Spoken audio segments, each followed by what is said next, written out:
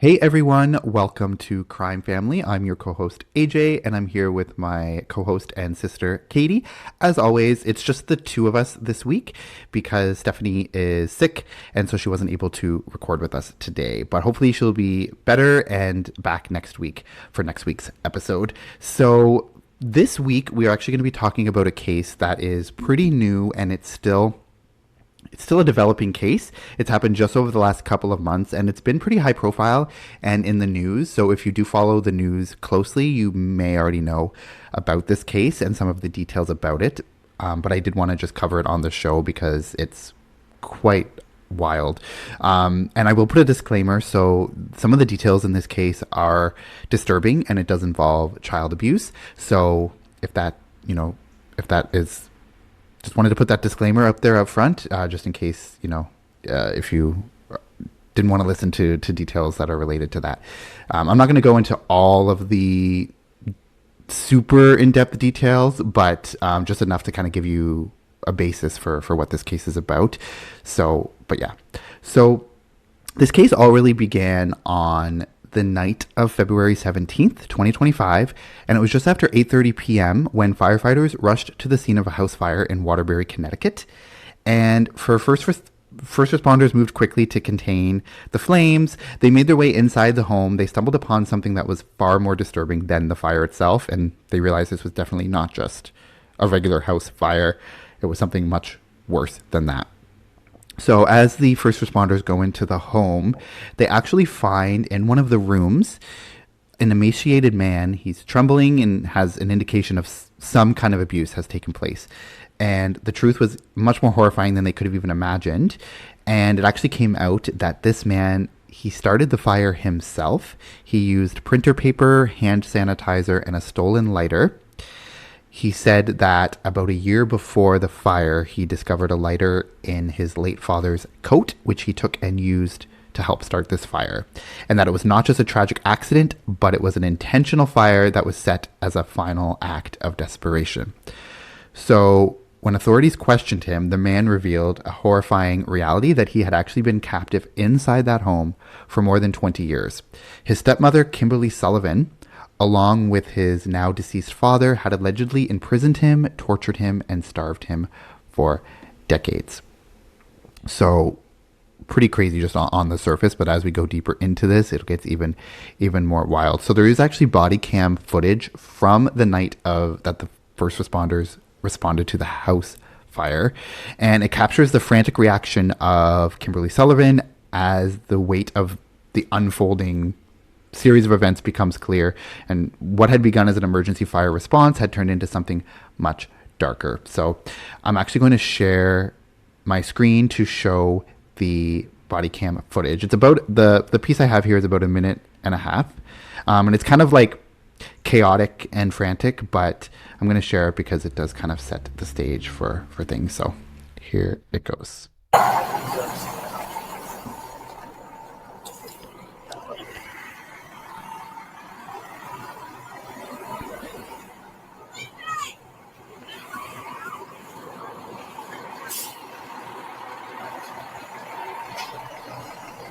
Come over here. Go down the road.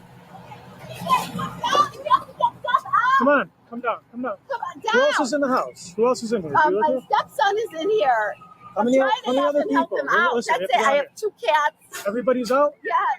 but your stepson's still inside. Yeah, he's right here. Okay, yes. come out. Come down the road. Come on. Oh my It's not safe to stay here. Come on. All right, here he is. All right, my dog is Come on. shaking. I know. Come down here. That's true. 87 code 3 victim. Fire victim. Okay. Come on. My 87's dog right is. here. I Come know on. my dog. I know. Come on. I'm coming. You're seeing it. Got one victim right here.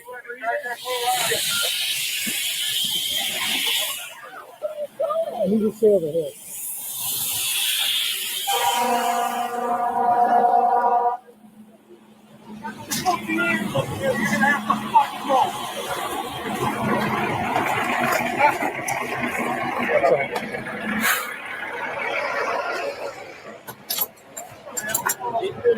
Yeah.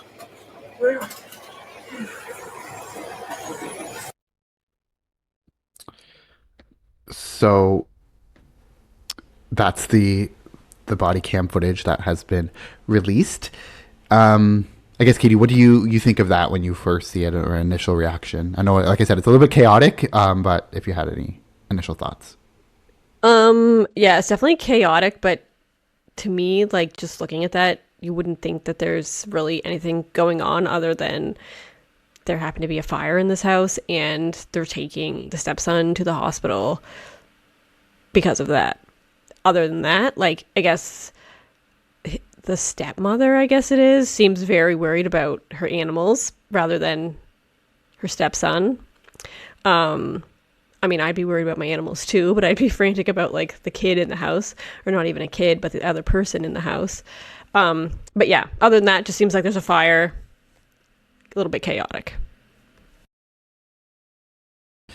Yeah, and as we'll get into, like, the details of the case, yeah, you're right. She does seem obviously more concerned about her animals. So basically what's happening in that, if you were just maybe hearing the audio, or if the video was just, a little bit hard to follow. So the woman you heard screaming is Kimberly Sullivan. So she is the stepmother of the victim in this case. And she's screaming, she's standing outside the house and she's screaming to her stepson who's inside. And, says she's trying to get him to help get the animals out. She has some cats in the house that she's concerned about, but she doesn't seem overly concerned about her stepson, which is weird. She's just screaming for him to help get the cats out. So I think, yeah, very chaotic, but I don't know. It doesn't really seem like she's too worried of, like, oh no, they're taking him into the ambulance and there's potential that, they're going to find out all the stuff that's been happening inside that house allegedly. So yeah, so that's kind of where it all kicks off in this case. And so as investigators dug into the details a little bit more, they uncovered this story of relentless cruelty and failed intervention. So the victim, his name has not been released to the public. So he's just known as male victim 1. So I'll just be referring to him in this story as the victim. So he recalls the abuse actually started when he was just 3 years old. And he is 32 at the current time. So, that's over almost 30 years ago. So an article about this case from USA Today says, quote, "At 3 years old, Sullivan's stepson recalled sneaking out of his room at night to look for leftover food and drink, according to the arrest warrant. At this young age, he would begin to be locked in his room during the evenings once wrappings from the food he took were found," the warrant says, end quote. And so, like I said, the victim, now 32 years old, was removed from school at just the age of 11. His father, Craig Sullivan, and stepmother, Kimberly, informed school officials that they would be homeschooling him. And from that moment on, over 20 years ago, he pretty much vanished from the outside world. And according to ABC News, the Waterbury police chief said that the victim's biological mother hasn't been involved in this man's life since he was about 2 years old. And that the man's biological father was wheelchair bound from a medical condition. So it seems as though the boy's biological mother was pretty much out of the picture. And as soon as she was out of the picture, the abuse really began because, like I said, she left his life at around 2, and then he recalls at the age of 3 it really started. So Kimberly Sullivan's attorney, so she's the stepmother, said that her stepson's late biological father, quote, dictated how the boy would be raised. So, yeah, over the years, this is what the male victim has explained to investigators in this case. So over the years, he was confined to a small 8 by 9 foot storage room, which was locked from the outside. The lock evolved over time. So it started as a chain lock, and then it became a padlock, and then it was like a sliding bolt lock. And probably as he got older and maybe he got a little bit stronger, they had to kind of change what type of lock was on this door so that he wouldn't be able to get out of it. Also, bathroom access was largely denied. He was forced to use a bucket or later plastic bottles and newspapers. And as he grew older, he actually devised this system where he would funnel urine through a series of straws to empty it through a hole in the window. So, he would urinate into these bottles and then he would have to get rid of it. So he would create that system through straws, and there was like a tiny hole in the window where he would be able to like funnel it out. So it's just totally total depravity, really. So reports say that on weekends, the boy's father would let him out of the room when his stepmother was out of the house for the day. So he would let him, maybe watch TV or help with yard work. For food, he received just 2 sandwiches and 2 glasses of water a day, which is barely enough to survive. The room had no heating or air conditioning, which left him to endure super hot summers and then freezing winters in isolation. And on the rare occasions when visitors would come to the house, he was ordered to stay silent. If he behaved, his stepmother would promise him more time outside the room. So obviously she was using freedom as sort of this, weapon to control him. So she kind of said, if you behave today, you might be let outside of the room more often tomorrow or something like that. So pretty awful. So Craig Sullivan, the boy's biological father, died about a year ago, just in 2024. I think it was early 2024. And USA Today reports that, quote, following his father's death, the victim would only be let out 1 minute a day to let the family dog out in the back of the property. According to the warrant, he was locked in his room between 22 to 24 hours a day, he told police, end quote.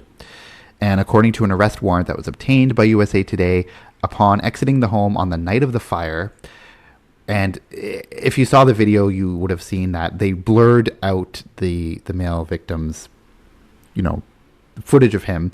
So it's just pixelated. You can't see him because he's not being identified, and, they're trying to keep his identity a secret or, under wraps at this time. But upon exiting the home on the night of the fire, his hair was matted, quote, he was very dirty, end quote, and all of his teeth were rotten. So to bathe himself, the victim said that he had to use clean water from another bottle that he kept in his room. According to the warrant, he was not provided soap or shampoo to wash the hair that he told police he had not cut in 3 years. The charging document states it had been 3 years since it was cut, and when he did cut it, he cut it himself. So he must have somehow gotten access to scissors or some type of way to cut his own hair. So just a horrible state of affairs, really. And he said that his only real connection to the outside world was a radio that was kept outside of his bedroom. And along with a calendar, he told police that he utilized this radio to keep track of the time. So that's how he kind of knew what month it was, what day it was, because he really was not able to go outside really at all, except to let his dog out. In the last year after his father died, and it was just him and his stepmother, he would only be let outside 1 minute a day to let the dog out, because apparently she couldn't do that herself. So for education, despite being on a 4th grade reading level, the stepson was given 3 to 4 books a year. He told police that he used the books and a dictionary to ultimately educate himself. He told police that he knew hand sanitizer was flammable because, quote, he read, end quote. So on the day of the fire, Kimberly, the stepmother, initially told detectives that she did not know what happened and that she woke up to the smoke and went to her stepson's room. She figured that her stepson ran through the fire because he ended up outside of the room. When asked if her stepson was diagnosed with any medical conditions, she responded that, quote, he has a lot of problems but isn't diagnosed with any conditions, end quote, as his father was against using doctors. Kimberly said that she took her stepson to a psychiatrist a few times because he mentioned hurting himself in the past. So it's very clear that he's been living in horrible conditions. And the craziest fact about all of this is that it was really 20 years since he was really let outside of the house or outside of the property. Because, of course, he would be let outside for like a minute to take the dog out, but he never really left the property for over 20 years, which was actually pretty crazy. And then when you think to yourself, how could this child just be kept in that house for 20 years without anyone sort of coming over to check in or like questioning where he was? Because obviously he had been in school up until the age of 11, and then he was taken out for homeschooling, quote unquote, by his father and stepmother. So they're actually, during this investigation, the police did dig a little bit deeper into the history of this case, and there had been some warnings that, had they been taken more seriously at the time, could have saved this victim decades of suffering. So actually, over 20 years ago, back in 2004, when the victim was still a child, his school reported concerns to the Department of Children and Families, so DCFS, Teachers had noticed that he was scavenging food from the trash, he was begging classmates for something to eat, and officials conducted a welfare check at the family's home at that time, but the boy says he was forced to lie about the situation. The house appeared clean and well kept, and there were no obvious signs of neglect, so the case was closed. And then the following year, he was pulled from school completely, like I said, at age 11. So with repeated calls to DCFS, the family called the police, claiming that they were being harassed by school officials. So the Waterbury police made a visit to the home at this time again, but there was no immediate evidence of abuse that was found, and there was no evidence of harassment from the school that was found either. And so the boy disappeared behind closed doors, unseen by anyone in the outside world, for the next 2 decades. So he says that he left the house and the property only one time when he was 12 years old, and at that time he accompanied his father to a waste dump to dispose of some yard waste. And that was when he was 12. He's now in his early 30s. So after that, he never stepped off the property for over 20 years. So when first responders found him in February of 2025, the victim was 5'9" and weighed just 68 pounds. His uncle later described his appearance as, quote, like a Holocaust survivor, end quote. So to me, it's actually crazy that when you look at the fact that DCFS was involved with this child, with this family back in 2004, and basically what the victim said was that he just was told to lie. When he was asked questions, he would just lie about it to the DCFS officers that would come to the house. And apparently the house seemed clean and lived in, and there was no obvious signs of abuse. So the case was closed at that time, which was actually crazy. And when you go and the story unravels and you go into the history of it, it's so crazy to think like all of the abuse that he suffered after that time was really something that could have been prevented. I mean, obviously the earlier stuff before DCFS was involved, I mean, it's horrible, but that was before there was any involvement. But when you think about, that was sort of the moment where, had the intervention been more robust and more actually resulted in something, he really could have been spared that 20 years of abuse that he suffered after that, which is the saddest thing in all of this. So do you have any thoughts so far? Yeah, like it seems crazy, like you were saying, that there's just a case closed and then he was left just kind of like suffer for decades after that. You'd think like if someone had probable cause enough to contact like child services, that they should just come back randomly, just to do a random check. Don't even tell them you're coming. And then like months later after your case closed, just to like check up. I know that they don't have the resources to check up on people that seem to be fine because they have so many cases that are clearly not fine, but you'd think just do a random check and see those kids that are fine and see if they actually are. Like, I know that's easy to say, but just imagine how many kids could have been saved, just one extra check. I don't know. It's so sad. And yeah, like just the way you described everything is like just disgusting that somebody can do that to a child, to an adult. Like I can't understand how people have zero like sympathy, or just zero, like no guilt. I don't know. It's just easier for them to keep their kid locked up.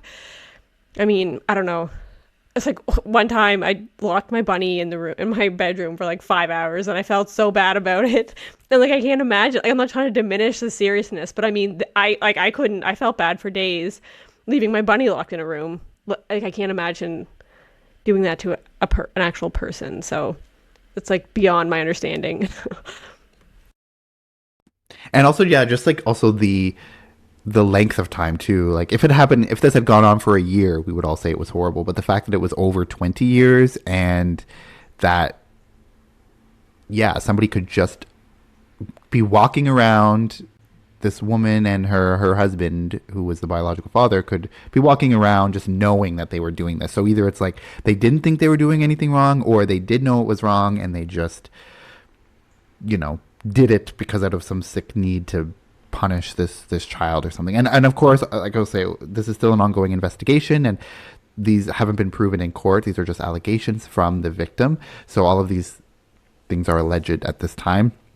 So Kimberly Sullivan has not been, she's been charged with things that she'll get into, but she hasn't been proven in court to be guilty of any of this. So it's all just alleged at this time. So of course I do want to say that. Also, it's interesting how you said he was allowed outside for maybe like a minute or something to walk the dog, and you'd think like that would be his opportunity to run, or if there was company over, like that'd be his opportunity to like yell to get attention. But then I don't know, you think about the mindset he must be in, like if I tried something, it's going to get worse for me than it already is. So just like, you know, this is better than it being worse. And then you also think of like Stockholm syndrome, where someone that's kept captive, they kind of like, I don't know, they form like some sort of like bond where they feel like they can't, or they feel like they're responsible to not do anything kind of thing to their captor, which I don't know if this is the case, but I think it's kind of like a survival mechanism where it's like, I need to just to preserve myself, not make things worse kind of. So if he ran or yelled, then it was going to be worse for him. So that's just, he just kind of had to accept what was happening. So I mean, that's super sad when you think of the psychology of that, where it's like, I'm going to live with this so it doesn't get worse. It's sad. Yeah, and I actually don't know if this is a little bit later in my notes, but I'll just say it now too. Like, he does say that he was so afraid of like worse punishments if he were to get caught trying to escape. So I think there was something where he said he didn't even, because he had a window in this room, and he said he was so afraid to even like try to get someone's attention from outside, because if that didn't result in him being discovered and free, then, and it got back to his parents that, you know, he was trying to do this, he was afraid of what would happen.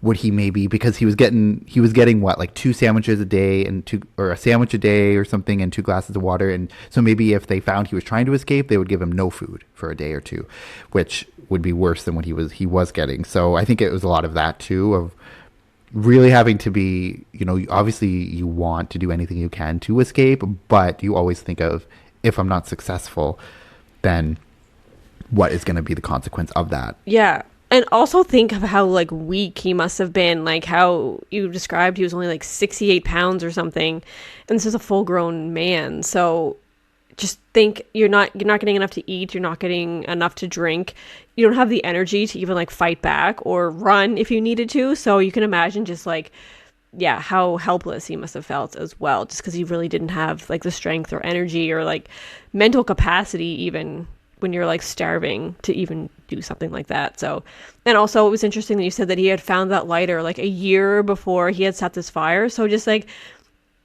he must have just like been thinking about a plan this whole time, and just like it took him like a year to even put it in place, like how scared he must have been. So I mean, it's crazy to think that finally he just had enough courage to be like, yeah, I'm gonna attempt this. So yeah, it's crazy.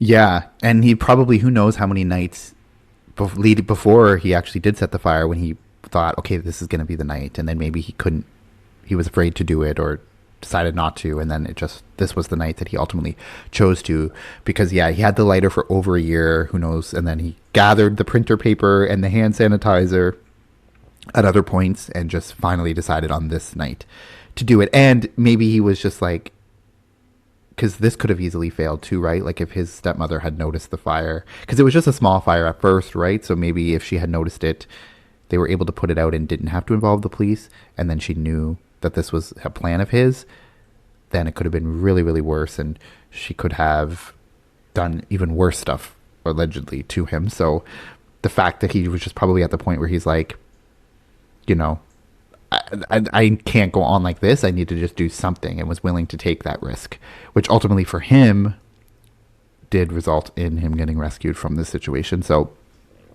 it was a great thing that he did do it, but it was a huge risk, because it could have very easily been, you know, it could have been foiled by her, and it could have been so worse. And like you said too, like I said, he was 5'9", 32 years old, and just 68 pounds. So this was not somebody who had any type of strength or, you know, endurance to like run even, right? Like if he was taking the dog out for 1 minute. He could have ran. But if you're that weak, you're that emaciated, you're 32 years old and 68 pounds, like you're not going to have sort of like the willpower to even run really at that point. And also when you're being deprived of food, you're mentally not quite there either, right? Because your brain can't function normally when you're surviving on barely any food, right? So just so many factors, right? That he wouldn't have really even been physically able enough to try to escape. And if he did, he was afraid of the consequences. So lots of factors there at play. So, and it's just crazy that, yeah, there was that chance in 2004 or 2005 to get that help from the authorities who really did not do anything. So according to ABC News, so quote, the DCF released a statement. So the Department of Children and Families released a statement on Thursday evening. So this is directly from this ABC News article. So shortly after all of this came out, so they released a statement saying that it, quote, has looked extensively at our current and historical databases and to date have been unable to locate any records pertaining to this family nor any records connected to the names of others who have indicated they made reports to our department, end quote. It went on to explain that records about unsubstantiated reports of abuse are typically expunged every 5 years. So basically they were saying that these were unsubstantiated reports, and any reports of this nature get deleted after 5 years, basically. If there's no other reports after that, if there's no credible evidence, then they just wipe their records clean after 5 years. So that's why there would be no record necessarily of this, which is, whether it's true or untrue, this is just what their statement is. And then they go on to say, quote, we will continue our search and ask anyone with additional information to contact the Waterbury Police Department, end quote. And then, quote, as additional information is learned, the department will be as transparent as possible while working within the parameters of both federal and state confidentiality laws, end quote. So about a month after the fire happened that set the victim free, authorities were able to make their move. So on March 12th of 2025, Kimberly Sullivan was arrested and charged with first-degree assault, reckless endangerment, second-degree kidnapping, and first-degree unlawful restraint. So in the days following her arrest, those who had known the victim as a child came forward with their own horror and regret. So authorities actually spoke with his former elementary school principal named Tom Pannone, and he revealed that the school had reported their concerns multiple times, but nothing had been done. So he says, quote, we knew it, we reported it, but not a damn thing was done, and that's the tragedy of this whole thing. Everybody knew something was wrong with this child since he was 5 years old. You knew something was wrong. It was grossly wrong. Sorry we couldn't do more because he went through more than any of us ever will have to go through in our lives, end quote. And so I think, like I said before, people at the school would notice that he would be digging through the trash, or he would be asking his classmates for lunch or for food. And so it was very clear that there was things happening. And so they did make several reports, which is what caused DCFS to even make a visit initially. And then they had made several reports after that. And like I said, Kimberly and her husband, they claimed that they were being harassed by the school, saying that the school was making all of these calls.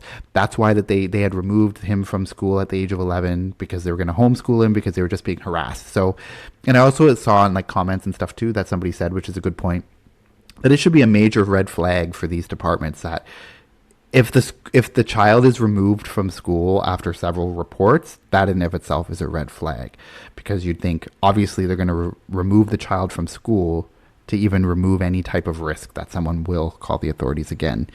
Because at any time, any of these reports could be the one that pushes it over the edge and is the one that actually leads to something being done. So to kind of mitigate that risk, they just decided, well, we're going to homeschool him.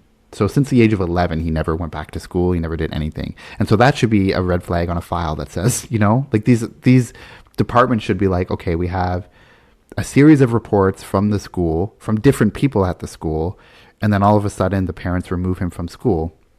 And yes, they went and did their own investigation because, like I said, they claimed that the school was harassing them, was always making these false claims. So the police and DCFS went back to the house to follow up, and the police said that they didn't find, again, any sign of any wrongdoing.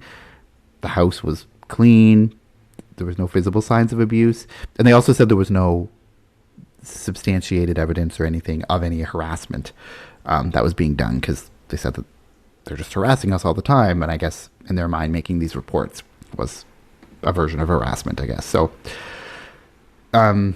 yeah, USA Today. I think like a huge red flag, like you were saying, would be like all these reports and complaints coming in, and then all of a sudden they just stop. It's like, well, why have they stopped? You should probably like check that out. I don't think it's because, oh, he's just all of a sudden he's fine. It's because, yeah, he's not in the system, like the school system, for anyone to look out for him anymore. He doesn't have anyone that's there to report it anymore. So it's like that should be a huge thing where, yeah, there's nobody else to check on him. So that has to be our job. We have to go check because he just doesn't have that support around him anymore. So maybe this will be an example of how they can like better the child protective system.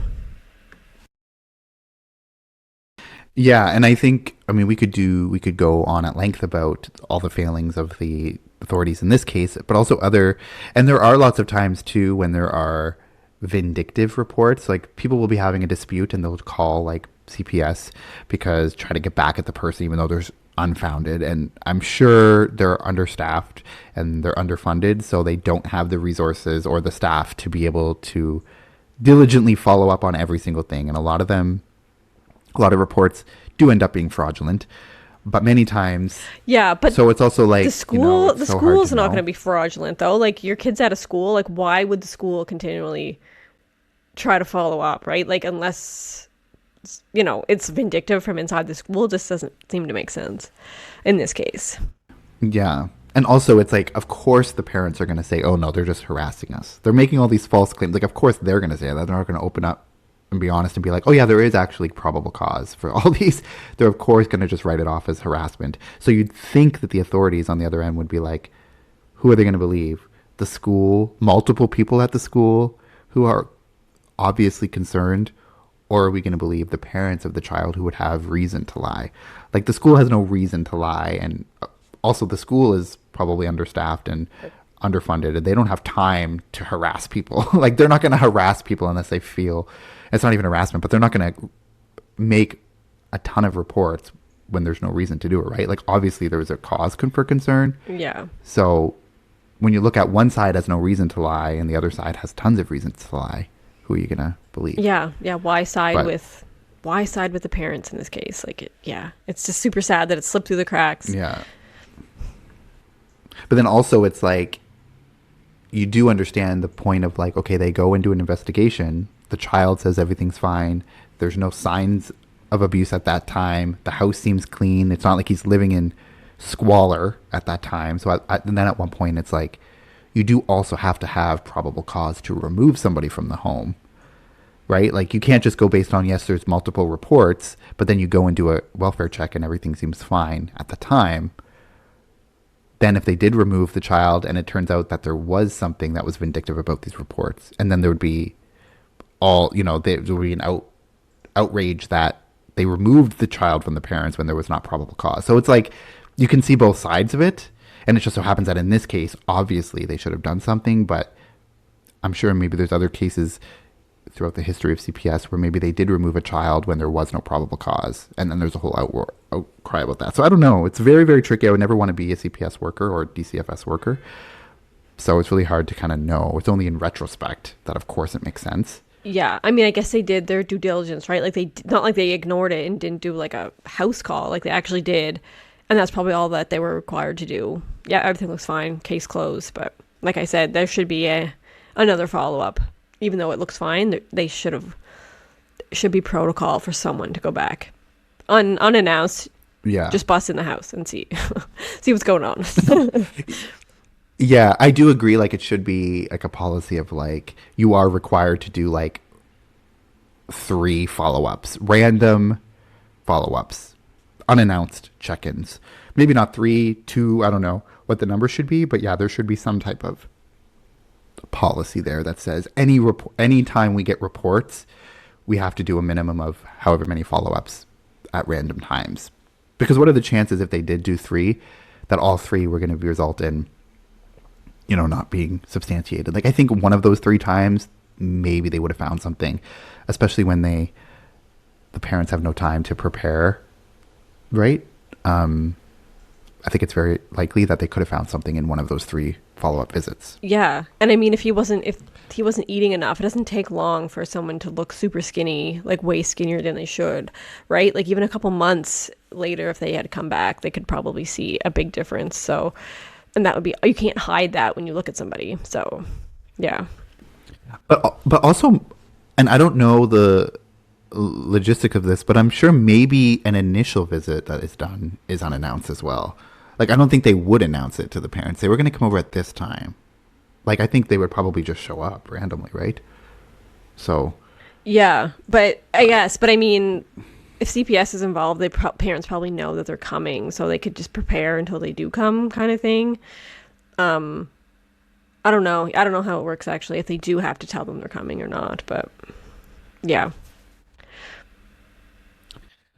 Yeah, so again, we don't know that, but basically the point of this whole thing is that 20 years ago, CPS or DCFS was involved, the authorities were involved at some level and didn't do anything that resulted in the victim being removed from the house at any time, which is ultimately the worst and saddest thing about this whole thing.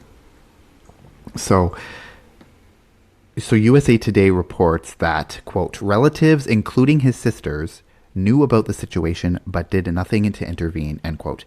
And another follow-up report by CBS News reports that, quote, Sullivan, so Kimberly Sullivan, was in charge, the man told investigators, but his father, who died in 2024, like I said, and stepsisters knew about his treatment. The prosecution states that longtime friends of Kimberly Sullivan who knew her for over 20 years had no idea that she even had a stepson because she never mentioned it and she was never allowed inside the home.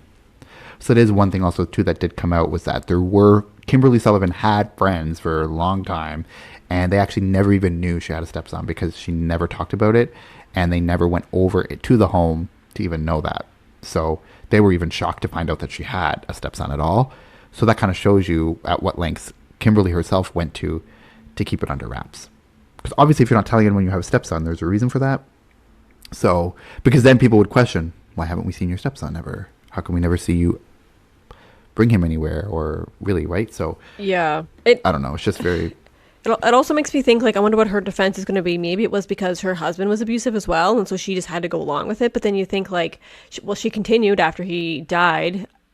I mean, he had only been a year, but maybe she was just so conditioned that she had to kind of go along with it. But then also you think, like, yeah, she had friends. She had so many chances to kind of, like, I don't know, not even to save herself, but like save her stepson if she really wanted to.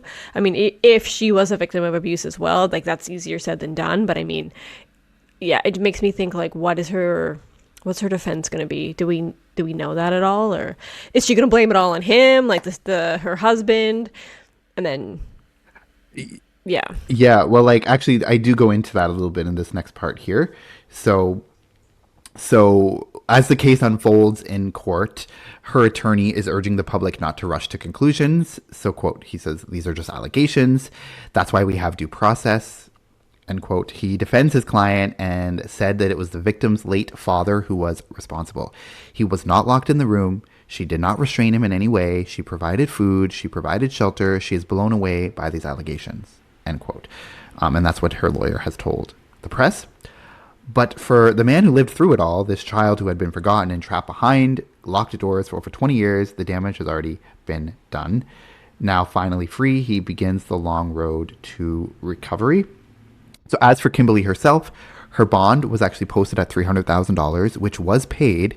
So she was out on bail awaiting trial for the allegations against her. She claims that she is just shocked at the charges against her and that she has done nothing wrong. If convicted on these charges, she could face up to 47 years in prison, which is essentially a life sentence because she is 56 years old. So she would be like 103 years old if she got out after 47 years. So Kimberly actually appeared in court on March 28th, which was just 2 days ago from the time of this recording, and she pled not guilty to all the charges. She was ordered to wear a GPS tracking device while out on bail.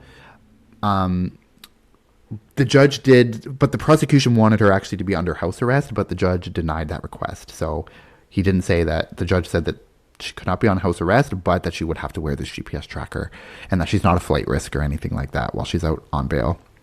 So after the hearing, Kimberly's attorney made this statement, quote, "While we respect today's decision by the court, we stand firmly behind the arguments we put forth. I urge everyone to remember what the judge made clear on the record, that the allegations facing Ms. Sullivan are just that, allegations. We are confident about the facts of this case, and the evidence to be presented will make it crystal clear to a jury that Ms. Sullivan is not the monster that some in the public and the media portray her to be." And she is due again in court on April 22nd. So basically her defense is that she's saying she did nothing wrong, and based on earlier claims that I said that she had said that the boy's father wouldn't let him go to regular doctors or wouldn't do like stuff like that. So basically it's clear, I think, that the defense is going to be that really he was the aggressor, the father, and that she was just also probably a victim of him. But like you said, he died in 2024, and there was a year where it was just her and the victim, and she still continued those things. And apparently, according to the victim, it got worse after her father died, or after his father died. He says that before, his father used to let him out of the room when Kimberly was away. So during the afternoon, like for a few hours, he would let him out to watch TV. He would let him maybe, help, out of the room. And she didn't really know about that. So based on that, it seems like maybe she was more the aggressor and he was just following her orders, the father. And after he died, she didn't really have to, there was nothing to keep her from being worse, right? Like if he was maybe, who knows what he told her or whatever, but if he was, I don't know. It's just so confusing because it's like, it's still his son. So he still is obviously a horrible person, the father, because he's kind of going along with it, even if he is letting him out during the afternoon when Kimberly's gone. Like he's still not doing anything to help him, really. He's not calling the police. He's not leaving the house. It's just very, very weird. So based on this, it seems like Kimberly was the aggressor, but then her defense is, of course, that it's going to be probably that it was him who was more of the aggressor and she was also a victim. But then you have that year after he died where she let him out of the house even less and stuff like that. So I really don't know, or who knows if we'll ever know the truth of it, but it's just very, very weird. And clearly, go ahead. Well, I was going to say, it'll be interesting if like anybody that Kimberly knows will come forward, like her friends. Because I mean, if they could tell like what kind of personality she was, if she was very like dominating, if she was like an aggressor, I feel like that would come out in her personality. But if she was like abused or just like someone that was going to go along with an abusive husband, then that's also like, you could tell, I think, in someone's personality if they're very like meek and shy and aren't going to say anything bad about their husband, and if she needs permission to do things. Like I don't know, like I wonder what their perspective is, if they saw anything wrong at all, and maybe even like in retrospect, if they're like knowing all this and they look back, I wonder if they're going to like put things together to be like, yeah, now it does seem obvious, or if they're completely shocked. Like I'm super curious to see what their perspective is on all this. Like the outside perspective, like the only other people really that have some sort of perspective on this since his father's died. So interesting. Yeah, it's and I'm sure like if they do, like I said, she did plead not guilty, so there will be probably a trial. And at this time, who knows, she might plead guilty later, but as of right now, she's pleading not guilty. So I think if there is a trial, then they are probably going to bring character witnesses on the stand, like her friends and people who knew her who could speak to that, or maybe people who knew the boy's father and can maybe say horrible things about him. The defense is probably going to bring horrible character witnesses for him to say that he was a horrible person, to kind of paint this picture that he was more of the aggressor. And I'm sure that the male victim in this case is going to also have to take the stand to testify. So that's going to be interesting to see how this all plays out. And yeah, so her attorney is saying that it's all just allegations. She's completely shocked by this and that she has no idea why she's being charged with this, which to me seems ridiculous. But so CNN actually reported, so there was a hearing on March 26th, so just this past Wednesday, and I think she was supposed to be kind of have her full arraignment on that date, but then they pushed it to the Friday, the 28th. But on 26th, right after the court appearance, a woman named Tracy Valorand, she identified herself as the biological mother of the male victim. And she said that she gave up custody of her son when he was just 6 months old. Quote, I thought he was going to be with his father where he was safe. That didn't turn out to be the case. I was not expecting him being locked in a room. End quote. She added, explaining that she had searched for her son multiple times over the years, but did not know where his father and where Kimberly had moved. She said that she does not know her son's current location or condition. Quote, when he is healthier and he's stronger, if he wants a relationship with me, I am right here. I am not going anywhere. End quote. And I actually, just yesterday, I watched an interview with Court TV. So Tracy did an interview, a live interview with Court TV. And she kind of states her case, because I think a question I had was, yes, the mother was out of the boy's life since he was about 2, which was the original reports, was that she left his life when he was about 2 and the abuse started when he was 3. But she says that she kind of gave her son to his father when he was just 6 months old. So we'll go with that because that's what she's saying. And she says that her son's father kind of just shut her out of his life. She explained that when they were together, he wasn't a bad person. So she never imagined that he was capable of doing something like this to their son. And she and in this interview, she kind of is speculating that maybe perhaps he did this out of spite after their breakup and took it out on their child. If he was angry about that, I don't know. That's just kind of something she says, but of course, we'll never really know that. At the time that she lost contact, Tracy said that she was dealing with some personal struggles that were completely unrelated to this case. And she said she believed it was in her son's best interest to give him to his father, whom she had always known as a good man. So, however, she obviously now realizes that wasn't the case. And she also confirmed that she had never met Kimberly Sullivan before at all. And so, like I said, then they ended up moving, and she had no idea where they moved to. She tried to reconnect with her son over the years. She says that his father had agreed at one point to bring him to this location where he would often take his son out for walks. But despite her going there and waiting for hours, they would just never show up. And she also says that her ex-brother-in-law, so it's her son's uncle, so the victim's uncle, also worked with her and tried to arrange a meeting at his house. But again, the father never followed through. So it kind of seems like she was in contact with her ex-husband, Craig Sullivan, the boy's father, for a period of time, and had tried to make these arrangements to go and have her visit with him. But he would just never show up, never follow through with that. And she didn't know where they lived, so she couldn't just go to the house and demand to see him. She first learned about this case really when her sister called her after the news broke and said, quote, we found him, end quote. So, and in this interview, she's, very, very emotional, and she's clearly very regretful that she gave her son away to his father to live with. And this is what he hasn't been enduring for all these years. So that's kind of like a newer development that we heard from her, because originally I was like, where does she fall in all of this? Like, yes, she was out of his life since he was 6 months or since he was 2, but where does she fall? So good to kind of have that interview to get a little bit of her perspective. And it is clear that she did make some attempts to reconnect with him, but that she was just being kept from him by his father. So given that, I really don't know. Clearly, I think the boy's father and Kimberly were in on it together. But in terms of who was more of the aggressor, or maybe who originally was more of the aggressor and the other person just went along with it and then became more involved later, those are all information that we're probably going to see come out in a trial. We're going to see Kimberly's full perspective. Maybe they will call the boy's biological mother up to the stand as well to be part of this trial, and just to get some more information on that, because there's still a lot of stuff that we just don't know. But it's just crazy to me that he lived in these conditions for over 20 years and nobody was able to stop it. Not the authorities, not any family, no friends, not even his own mother.